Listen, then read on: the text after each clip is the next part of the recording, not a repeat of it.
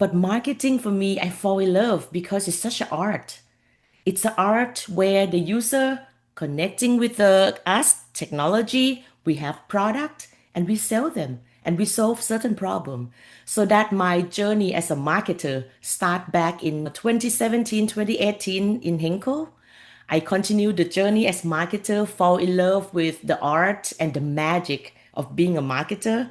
Continue that in the company here, Aperia, because we learn over time. The best marketer, you can connect a lot of dots. That's why my role in Aperia as a vice president, not just for marketing, I also heading the innovation because I strongly believe that magic happen when innovation connecting the dot with marketing and help our client success.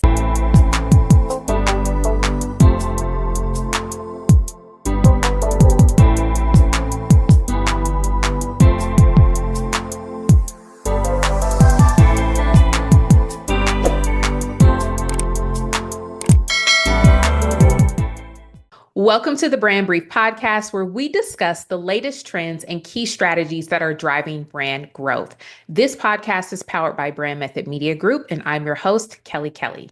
Today's guest is Cindy Deekitwong. Cindy Deekitwong, VP, Head of Innovation and Marketing of Aperia International, a specialty consultancy focused on the packaging industry that provides expertise across materials, machinery, and strategic implementation while building innovation platforms that generate millions in revenue and cost savings for global clients. Welcome to the show, Cindy. Thank you, Kelly. Very nice to meet you. I'm You excited to too. be here. Me too. So I always love to start these interviews off by creating some context. Can we start with you sharing more about what your role as VP Head of Innovation and Marketing entails? Definitely. So let's start from the journey as a marketer, right? When I look back before Aperia, I worked for a big corporation. It's a German company called Henkel. We sell B2B casualty chemistry. And the journey of marketing for me start in Henkel, where the attractiveness of marketing is all about, I'm curious, we talk about 4P, product, pricing, etc., etc. But marketing for me, I fall in love because it's such an art. It's an art where the user connecting with us, technology, we have product and we sell them and we solve certain problem. So that my journey as a marketer start back in 2017, 2018 in Henkel. I continue the journey as marketer, fall in love with the art and the magic of being a marketer. Continue that in the company here, Aperia, because we learn over time. The best marketer, you can connect a lot of dots. That's why my role in Aperia as a vice president, not just for marketing, I also heading the innovation because I strongly believe that magic happen when innovation connecting the dot with marketing and help our client success. Yeah, I think those of us who have been in the industry so long, that's kind of where it started Mhm. for me as well. It was a true passion. I was fascinated by the ability to come up with creative ways to get a message out and like make that connection. That's Mhm. definitely where my passion started as well. So consultancy marketing differs a great deal from your traditional B2C approach. What Mhm. methods have proven most effective for reaching packaging industry decision makers and private equity investors? Yeah. So when you're stepping back and look at as a marketing's lens, right? The consumer, private equity, the owner of the packaging company, they're all having a same common thing. It's all about user pain point, user job to be done. So the methodology fundamental as a marketing, also connecting with innovation, the way I approach, especially the packaging area, they all have their own common theme around what is job to be done. They have to fill the package, they have to seal the package, and they have to deliver the package, regardless of the sub industry of the packaging, paper, film, you can name one, right? So the fundamental, when you look from the marketing lens, is all pretty much the same. The approach from the marketing side to the consumer, to the user, to the private equity, it's pretty much fundamental of the marketing. Solve the pain point, understand the industry trends, understand what is the potential market size, how easy to grow the business. And that's how I approach. So basically, the fundamental of the marketing pretty much the same. B2C, B2B, pretty much the same, but you adapt that fundamental according to your industry. Another thing I want to add when it's come to marketing approach, we talk a lot in the past 10, 20 years about B2C, D2C, B2B. I have one interesting term to share. For me, I always love the term B2H, business to human. Wow. End of the day, no matter what AI, machine learning come in, we use daily ChatGPT. End of the day, it's business to human. It's Cindy talk to Kelly. It's us and the consumer. So at some point, as a marketing, that's why earlier I talk about it's a little bit of art Yeah. because you cannot just use the AI to build your content. In the end, you have to stepping back, understand who is your consumer, who is your customer, who is your client. Remember B2H. We always do business to human. That's a secret sauce. And honestly, I feel like while I agree with you 100%, especially in terms of I Mhm, get the appeal. I understand the need to try to scale and this, that, and the third. However, I do believe that those who focus on B to H will mhm, be the standout in years to come because at some point you reach a plateau if we're all just plugging something in very generic and getting something out very generic in terms of AI, then mhm, we all start saying the same thing. I think eventually what will come out in the wash are those companies that prioritize that business mhm. to human to some degree. It doesn't mean they don't use AI for certain things, but there still has to be that human element. I think that will be the secret, when this all sort of reaches a plateau. Yeah. And based on my experience, Kelly, it's not easy, Yeah. right? It's easy to say than done. Business to human. How? What? Where? To me, it's all about voice of customer. How relevant are you? Especially when you have a marketing hat, when you look at your industry, your product, your technology, they all have a evolving over time.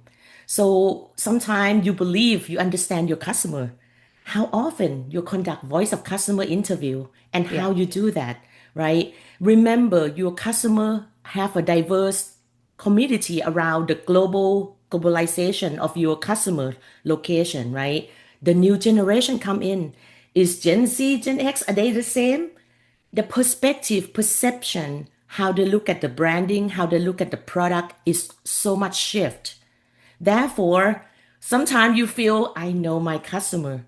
It's not really the same. That's why the fundamental around business to human, easier to say than done.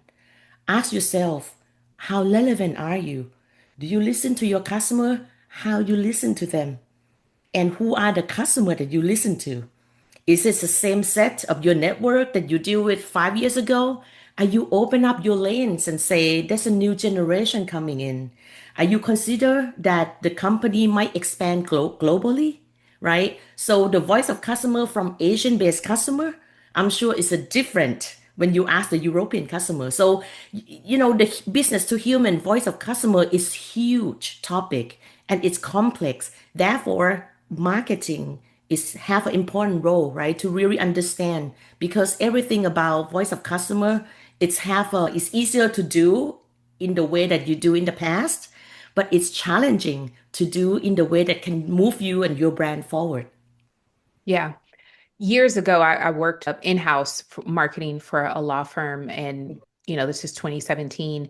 And I remember a conversation with one of the practices saying, because to your point of the generational differences, some of the older partners had the realization like we're accustomed to doing a deal with a handshake or at a country club. Mhm, Once we age out or retire or what have you, the new people coming in may not do business that same way. We have to be mhm, adapting and taking into consideration our decision maker may be changing, and it may be mhm. a generational change that we have to keep in mind. We cannot just wash, rinse, and repeat the same approach to doing Mhm. business because generations respond differently, right? Just to your Yeah. point, I think that's so important.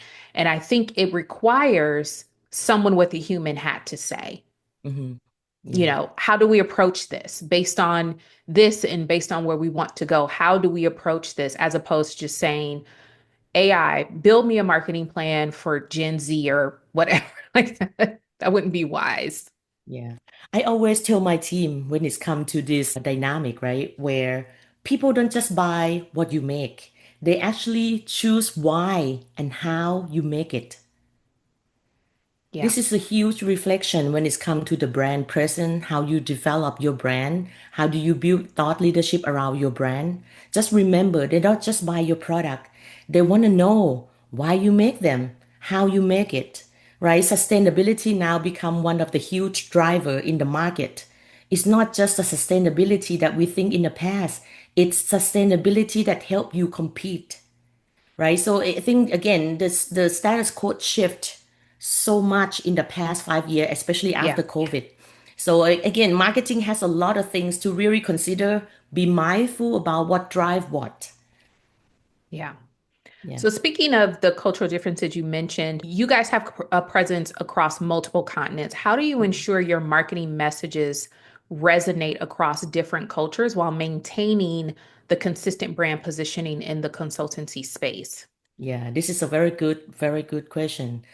The philosophy when it's come to messaging, brand messaging, etc., it's pretty much all about when you're stepping back and remember one thing.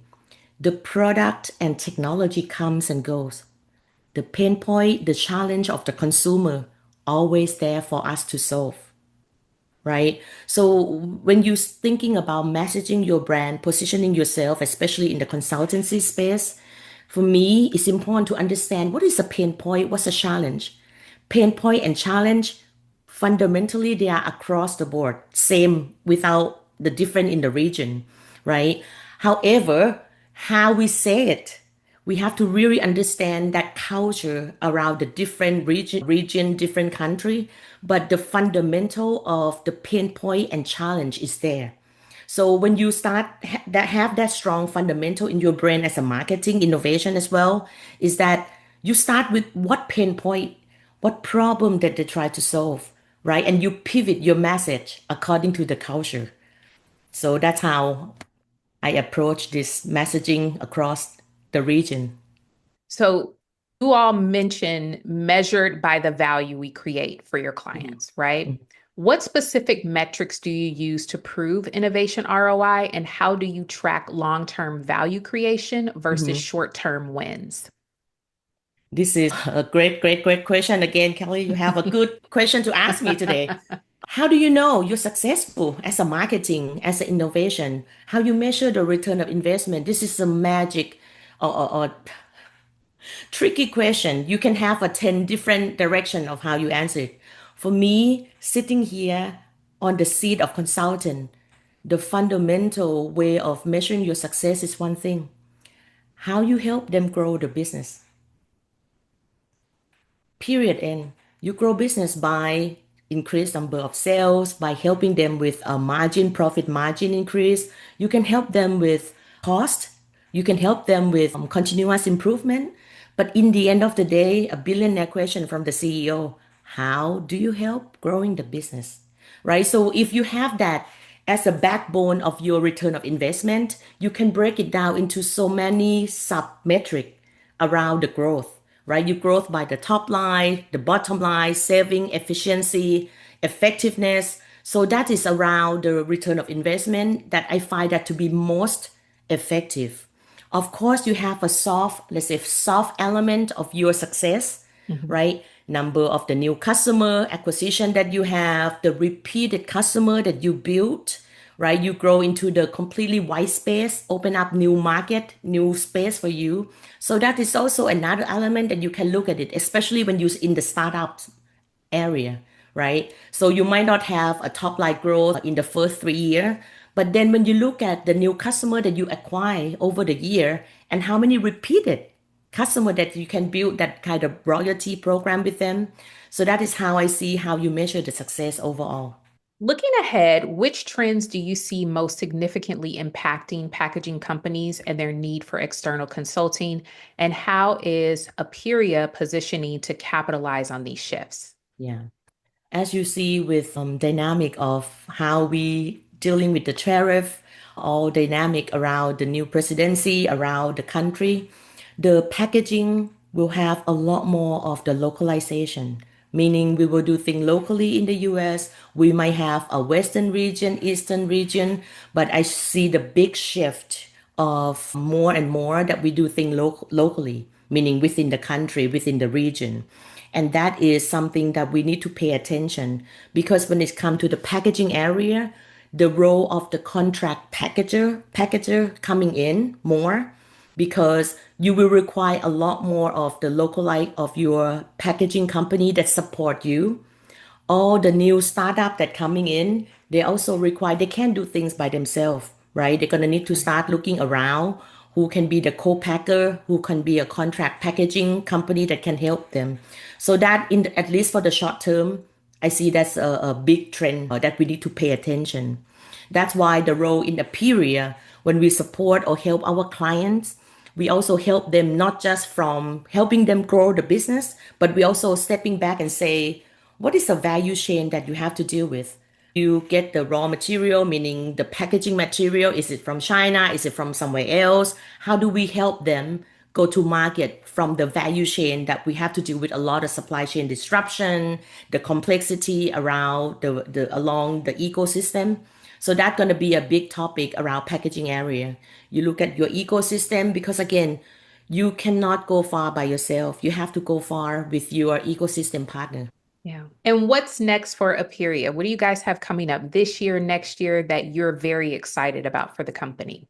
Yeah, as my role, and this is, I would say, very first time for my career that I have a privilege to be heading marketing and innovation. And my passion in marketing to bring in with innovation, I'm start building the innovation excellence platform in Aperia, where we really connecting the dot from the voice of customer into the product development roadmap. How do you bring in marketing and innovation?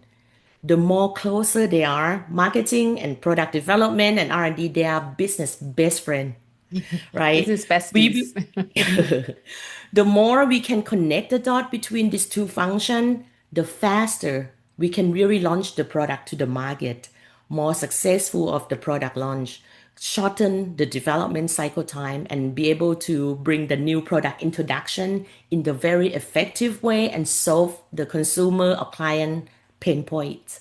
So innovation excellence platform that I built with Aperia, it's ongoing, 80% done. Once we launch this platform, I'm excited to share with all the clients in my network. Awesome. That's going to be super exciting. Well, that's going to wrap today's show. Thank you to our incredible guest, Cindy Deekitwong, VP, Head of Innovation and Marketing of Aperia International. We'll have contact information for Aperia in the show notes for anyone interested in learning more. If you enjoyed today's show, please don't forget to like, subscribe, and leave a review. We'll see you next time. Thank you.